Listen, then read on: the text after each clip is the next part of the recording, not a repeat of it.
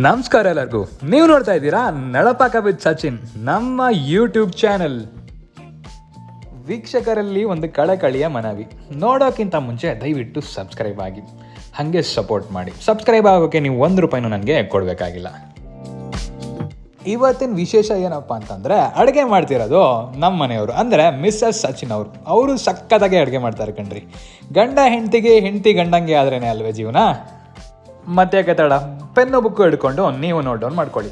ಫಸ್ಟಿಗೆ ನಾವಿಲ್ಲಿ ಒಂದು ಪ್ಯಾನ್ ತೊಗೊಂಡು ಅದಕ್ಕೆ ಸ್ವಲ್ಪ ಎಣ್ಣೆ ಹಾಕ್ತಿದ್ದೀವಿ. ಒಂದು 3 ಟೇಬಲ್ ಸ್ಪೂನಷ್ಟು ಎಣ್ಣೆ ಹಾಕ್ತಾಯಿದ್ದೀವಿ, ಯಾಕಂದರೆ ಇದು ಒಗ್ಗರಣೆ ಟೈಮು. ಎಣ್ಣೆ ಹಾಕಿದ್ಮೇಲೆ ನೆಕ್ಸ್ಟ್ ಏನು ಮಾಡ್ತೀರಿ, ಸಾಸಿವೆ ಹಾಕ್ತೀರಿ. 2 ಟೀ ಸ್ಪೂನು ಸಾಸಿವೆ ಹಾಕೋತಾ ಇದ್ದೀವಿ.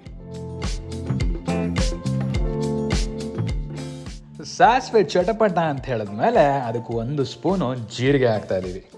ಜೀರಿಗೆ ಪರಿಮಳದಲ್ಲಿ ಕಳೆದು ಹೋಗಿ ಮತ್ತೆ ವಾಪಸ್ ಬಂದು ಆಮೇಲೆ ಸ್ವಲ್ಪ ಕರಿಬೇವನ್ನ ಹಾಕ್ತಾ ಇದ್ದೀವಿ. ನಮ್ಮ ಹೆಣ್ಮಕ್ಳು ಗಂಡನ ಬೇಕಾದ್ರೆ ಬಿಟ್ಟರು 1-2 ದಿನ ಇರ್ತಾರೆ, ಆದರೆ ಕರಿಬೇವನ್ನ ಬಿಟ್ಟು 1 ಗಂಟೆ ಕೂಡ ಇರಲ್ಲ ಅಂತೀನಿ. ಇರಲಿ, ಈ ಕರಿಬೇವಿಗಿರೋ ಮರ್ಯಾದೆ ನಮಗಿಲ್ಲ ಅಷ್ಟೇ.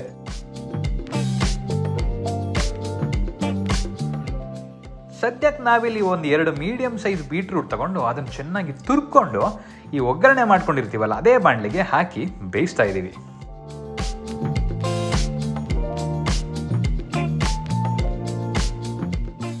ಸಾಮಾನ್ಯವಾಗಿ ಒಂದು 10-12 ನಿಮಿಷಕ್ಕೆ ಈ ತುರಿದಿರೋ ಬೀಟ್ರೂಟು ಬೆಂದ್ಬಿಡುತ್ತೆ.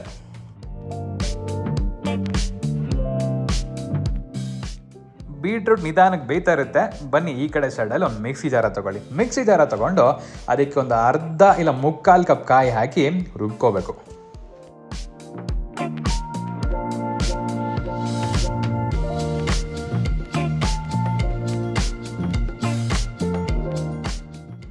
ರುಬ್ಬೋಕ್ಕಿಂತ ಮುಂಚೆ ಉಪ್ಪು ಹುಳಿ ಖಾರ ಹಾಕಲೇಬೇಕಲ್ವೇ, ಅದಕ್ಕೋಸ್ಕರ ಖಾರಕ್ಕೆ ಗ್ರೀನ್ ಚಿಲ್ಲಿ ಇಲ್ಲ ಅಂತಂದರೆ ಗಾಂಧಾರಿ ಮೆಣಸು ಇಲ್ಲ ಜೀರಿಗೆ ಮೆಣಸು ಅಂತಲೂ ಹೇಳ್ತಾರೆ. ನಿಮ್ಗೆ ಎಷ್ಟು ಖಾರಕ್ಕೆ ಅಷ್ಟು ಬೇಕೋ ಹಾಕ್ಕೊಳ್ಳಿ. ಜೊತೆಗೆ ರುಚಿಗೆ ತಕ್ಕಷ್ಟು ಉಪ್ಪು ಹಾಕಿ, ಆಮೇಲೆ 1 ಕಪ್ಪು ಮೊಸರನ್ನು ಹಾಕಿ ಚೆನ್ನಾಗಿ ರುಬ್ಬಬೇಕು. ಇರಿ 1 ನಿಮಿಷ. ರುಬ್ಬಕ್ಕೇನಾದ್ರು ಹೊರಟ್ಬಿಟ್ಟಿರಾ, 1 ನಿಮಿಷ ವೆಯ್ಟ್ ಮಾಡಿ. ಇಲ್ಲಿ ಇಂಪಾರ್ಟೆಂಟ್ ಇಂಗ್ರೀಡಿಯೆಂಟೇ ಹಾಕಿಲ್ಲ, ಅದೇ ಸಾಸಿವೆ. 1 ಟೀ ಸ್ಪೂನು ಸಾಸಿವೆ ಹಾಕಿ ಆಮೇಲೆ ರುಬ್ಬಿ. ಹೆಂಗೆ ರುಬ್ಬಬೇಕು ಅಂತಂದರೆ, ಮನೆಗೆ ಲೇಟಾಗಿ ಬಂದು ಗಂಡಂಗೆ ಹೆಂಡತಿ ರುಬ್ತಾಳಲ್ಲ ಹಂಗೆ ರುಬ್ಬಬೇಕು. ಸರಿ, ಈ ಕಡೆ ಬೀಟ್ರೂಟ್ ಬೇಯ್ತಾ ಇರುತ್ತೆ. ಬೇಯುವಾಗ ಅದಕ್ಕೆ 1 ಕಪ್ಪು ನೀರು ಹಾಕಿ.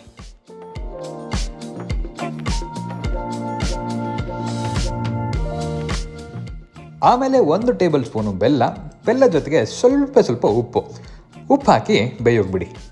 ಜೊತೆಗೆ ಬೇಕಾದರೆ ನಮ್ಮ ಚೌಕ ಸಿನಿಮಾದ ಅಲ್ಲಾಡ್ಸ್ ಸಾಂಗ್ ಹಾಕ್ಕೊಂಡು ಅದೇ ಸೌಟ್ ಹಿಡ್ಕೊಂಡು ಬೇಯ್ತಾ ಇರೋ ಬೀಟ್ರೂಟ್ ಮೇಲೆ ಅಲ್ಲಾಡಿಸ್ತಾ ಇರಿ, ಯಾಕಂದರೆ ತಳ ಕಚ್ಚಬಾರ್ದು. ಬೀಟ್ರೂಟ್ ಬೆಂದಿದೆಯಾ ಅಂತ ಒಂದ್ಸರಿ ನೋಡಿ, ಬೆಂದಿದ್ರೆ ಸ್ಟವ್ನ ಆಫ್ ಮಾಡಿ ಇದನ್ನು ಸೈಡ್ಗಿಡಿ. ಈಗ ಬೆಂದಿರೋ ಬೀಟ್ರೂಟ್ನೆಲ್ಲ ಒಂದು ಬೌಲ್ಗೋ ಇಲ್ಲ ಒಂದು ಪಾತ್ರೆಗೋ ನಿಮ್ಗೆ ಯಾವುದು ಸಿಗುತ್ತೋ ಅದರಲ್ಲಿ ಹಾಕಿಟ್ಕೊಳ್ಳಿ.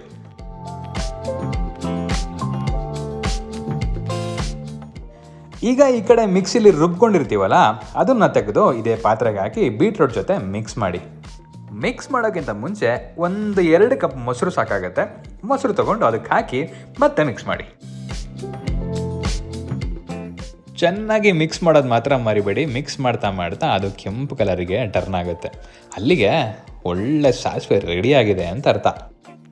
ಫಸ್ಟ್ ಆಫ್ ಆಲ್ ಬೀಟ್ರೂಟೇ ಒಂದು ಹೆಲ್ದಿ ವೆಜಿಟೇಬಲು. ಅದರಲ್ಲಿ ಈ ಥರ ಸಾಸಿವೆ ಮಾಡಿ ಅನ್ನದ ಜೊತೆ ಕಲಿಸ್ಕೊಂಡು ತಿಂದರೆ ಹೊಟ್ಟೆನೂ ನೆಮ್ಮದಿಯಾಗಿರುತ್ತೆ ಕಣ್ರಿ.